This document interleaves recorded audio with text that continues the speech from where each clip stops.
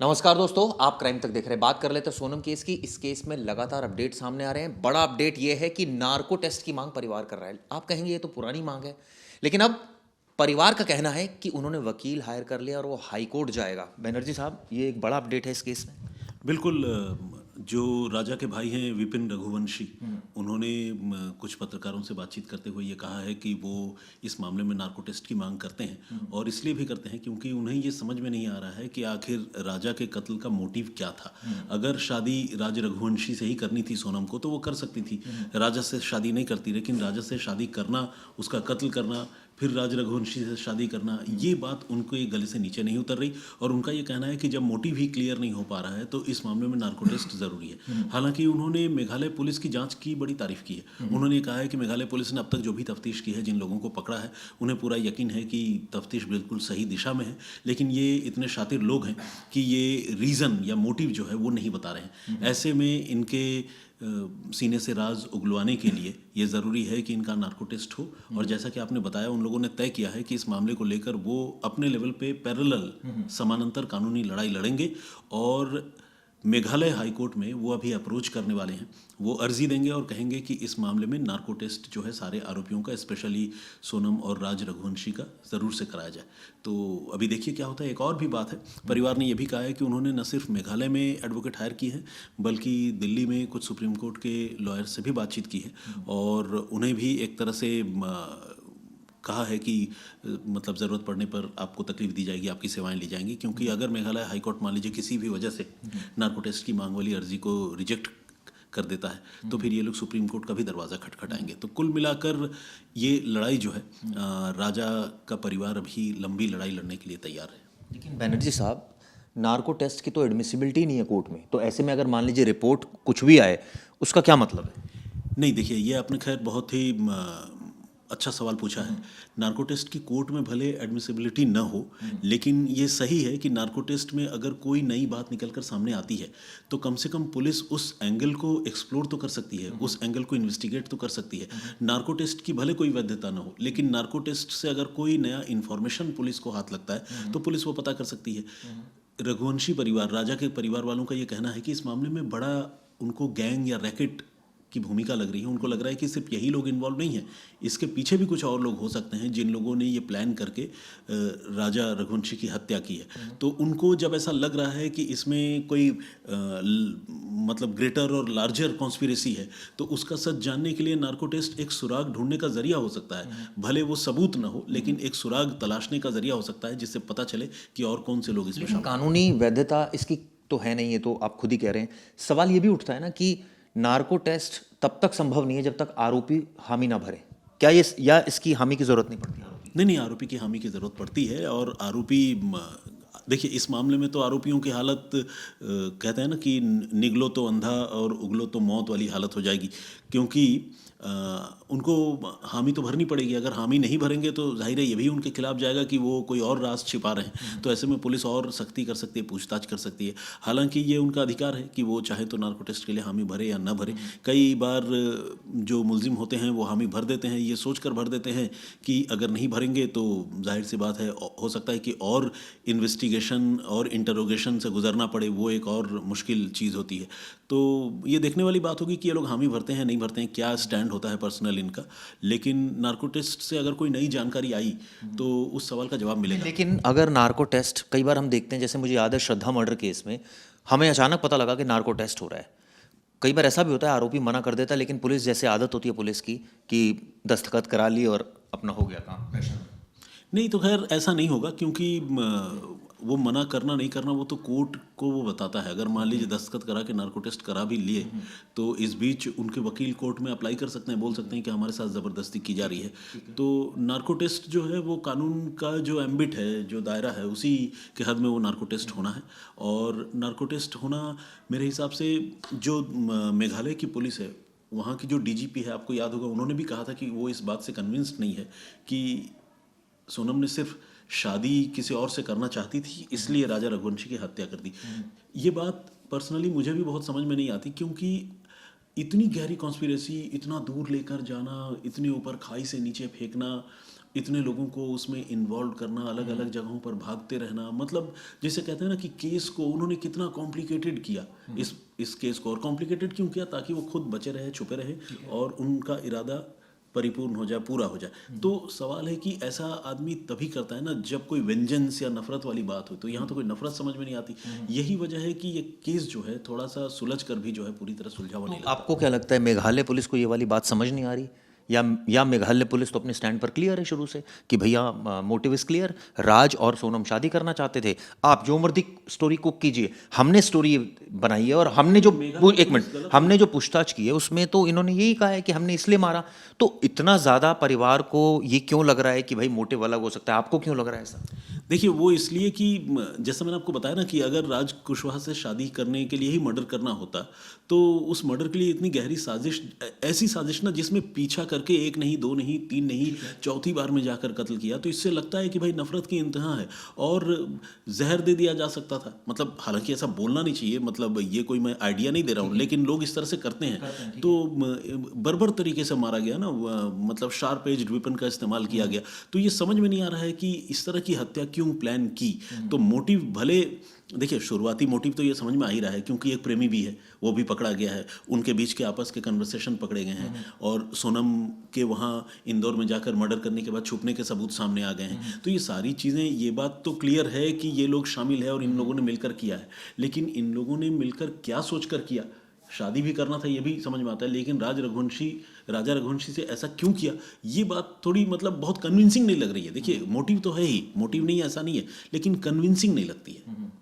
एक बार आपने जब हमारे साथ वीडियो बनाई थी, इसी मुद्दे पर बनाई थी, आपने कहा था कि क्रिमिनल्स के माइंड को रीड करना बड़ा मुश्किल होता है। एग्जैक्टली मैं तो ये हर बार कहता हूँ और अभी भी कह रहा हूँ कि क्रिमिनल के माइंड को रीड करना बड़ा मुश्किल है। और देखिए, मैं इन्वेस्टिगेशन में शामिल नहीं हूँ और मैं उन ऑफिसर्स में भी नहीं हूँ जिन्होंने राज कुशवाहा और सोनम से पूछताछ की।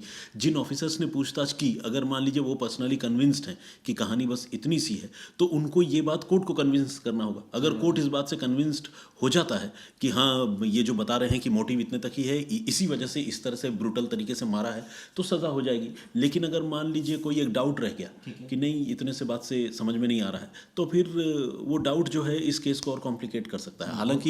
हालांकि जो मुलजिम है उनके इस मामले में शामिल होने में कोई शको शुबा नहीं है, लेकिन इतना ज़रूर है कि मोटिव जो है वो बहुत कन्विंसिंग है। आपने एक लाइन बोली कि कोर्ट को समझाना है, पुलिस को समझाना है, तो आपको समझ आए नहीं है इससे क्या फर्क पड़ता है, या परिवार को समझ आए नहीं है इससे क्या फर्क पड़ता है?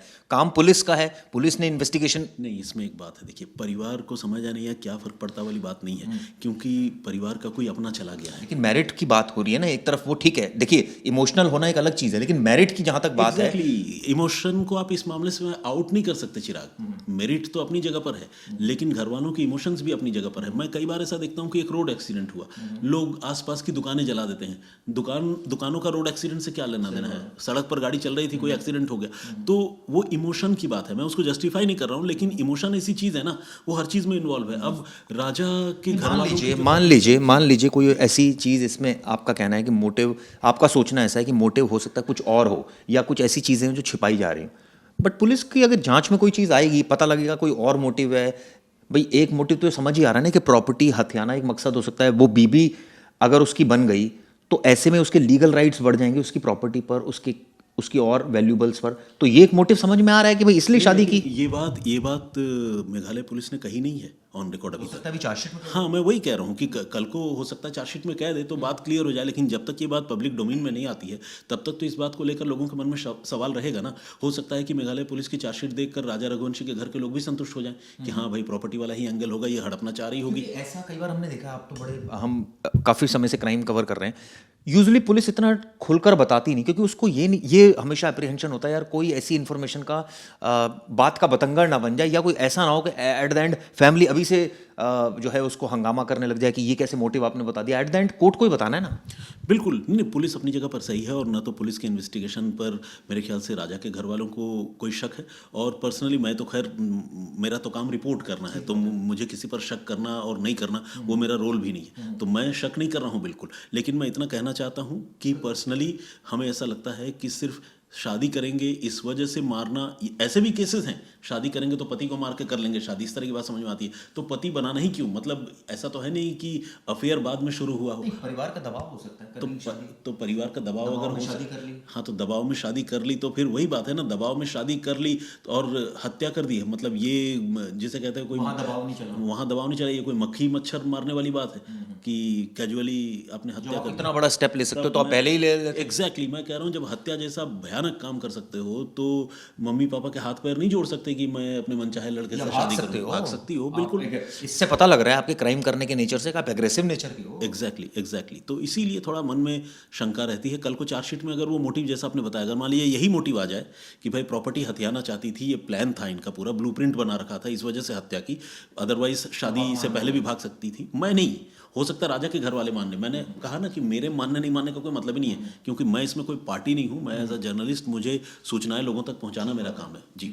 इसमें एक चीज़ और भी है, कोर्ट में पेशी हुई दोनों की कल वीडियो कॉन्फ्रेंसिंग के जरिए, और जज ने पूछा आप ठीक हैं, तो कोई जवाब नहीं दिया, और इसके बाद 14 दिन की जुडिशियल कस्टडी बढ़ा दी। तो अब तो जेल में रोज रोटी खा रहे हैं जेल की, तो कुछ अकड़ या कुछ ईगो कम हुई या कुछ आत्मगिलानी का भाव आया या नहीं, अकड़ और ईगो इन लोगों ने ऐसे पहले भी शो नहीं किया, और कोई मीडिया के कैमरे पे कोई पुलिस के साथ जाते आते हुए कोई बयान दिया हो, कुछ बोला हो, यहाँ तक कि इन्होंने पकड़े जाने के बाद एक बार, जैसा ज़्यादातर क्रिमिनल बोलते हैं कि मैं बेकसूर हूँ, मुझे फंसाया गया, ऐसा भी इन लोगों ने नहीं कहा। तो ये खामोशी रहे। तो मैं अकड़ और ईगो, भी बहुत कुछ बोलते हाँ, तो अकड़ और ईगो वाली बात मैं नहीं कहूँगा, क्योंकि जब पहले भी वो सामने आई इस पूरे घटना के बाद वहाँ गाजीपुर में, तो उस समय भी आपने देखा होगा गर्दन टेढ़ी करके एक तरफ सिर झुकाए हुए वो बैठी हुई थी, जिससे देख कर लग रहा था कि न जाने इसके ऊपर से कितनी मुश्किलें गुजरी हैं। लेकिन सच्चाई ये है कि पुलिस के स्टोरी या इन्वेस्टिगेशन के मुताबिक वो खुद कत्ल करके जो है भाग रही थी।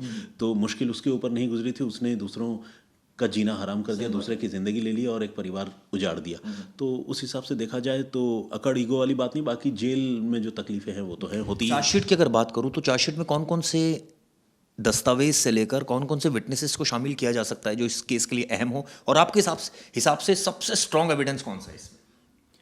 ऑल्दो इस सर्कमस्टेंशियल एविडेंस पर भी एग्जैक्टली देखिए, कोई इस मामले का चश्मदीद गवाह तो नहीं है जो वहाँ पर खड़े होकर कत्ल देख रहा था, और जहाँ पर एग्जैक्टली कत्ल हुआ उस जगह पर कोई सीसीटीवी फुटेज भी नहीं है।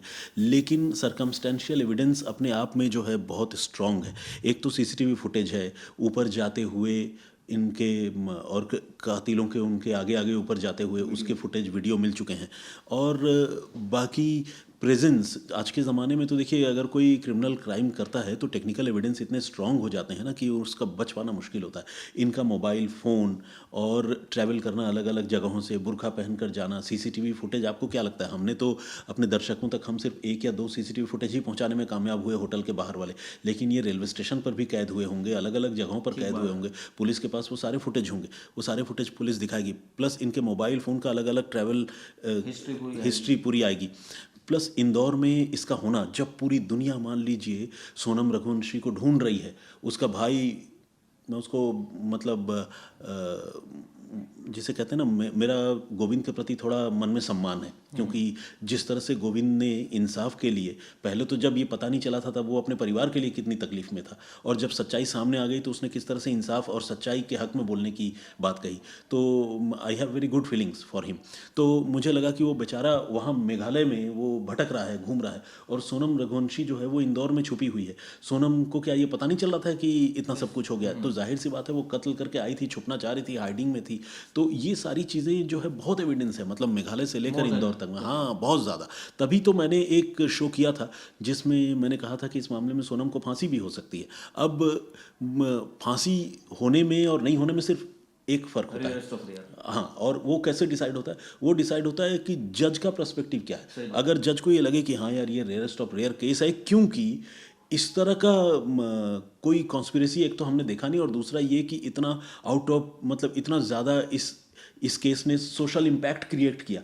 आप समझ रहे हैं, हम सोशल मीडिया में देखते हैं लोग शादी करने से घबरा रहे हैं, मतलब ऐसा नहीं कि कोई नहीं कर रहा है, लेकिन लोगों को एक सेकंड थॉट आता है।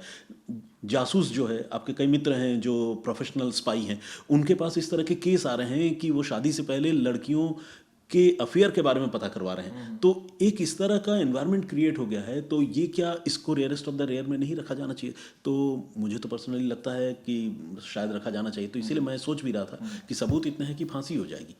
चलिए देखते हैं फांसी होगी या आगे उम्र कैद होगी, क्योंकि अभी तो पहले चार्जशीट दाखिल होगी, उसके बाद मोटिव को लेकर अभी भी सवाल बरकरार है, क्योंकि ये बात गले से नहीं उतरती कि इतनी नफरत कोई कैसे कर सकता है। खैर देखते हैं इस केस में आगे क्या होगा। धन्यवाद।